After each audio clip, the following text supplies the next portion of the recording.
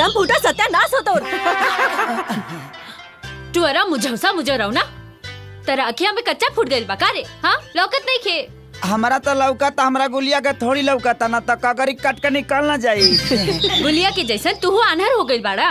कहा समहू अनहर आती तो गुलिया के जैसन तोरा में सट जाती।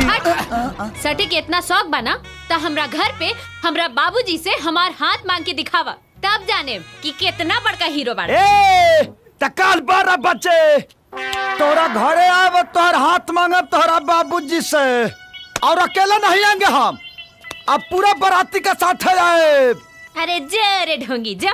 कल 12 बजे, कल 12 अरे बजे। हाथ ले जाओ। अरे अब ठीक बानू प्रभु।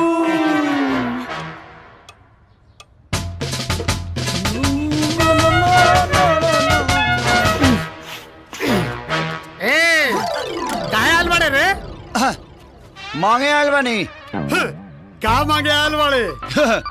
पहले ही बताओ जो मांगे तो दे देबो। अरे पहले तू ये बताओ कि का मांगे आयल वाले रे? अगर बता देब ना तो तोरा बुखार लग जाई, तड़फड़ा के हिच गिर जाइबो। बताए के बात बता ना, था भाग यहाँ से। मांगी देबो सही में। अरे पहले ही बताना का मांगे आयल वाले रे? हम तो चंदा मांगे आयल बनी। चंदा मांगे? हट। अरे तो इतना हिम्मत ते हमरा से हमार बेटी के मांगे आयल वाले? अरे ना मार दे, हम तो दुर्गा पूजा के चंदा मांगे आयल बनी। दुर्गा पूजा के चंदा मांगे आयल? अभी दुर्गा पूजा का बार है? तो दे दे, हमनी के मना लेब संग। अरे तू भाग जा, हम कोनो चंदा ना दे। हम तो चंदा लेके रहब, हम लेके रहब, हम लेके रहब, हम लेके रहब, हम लेके रहब।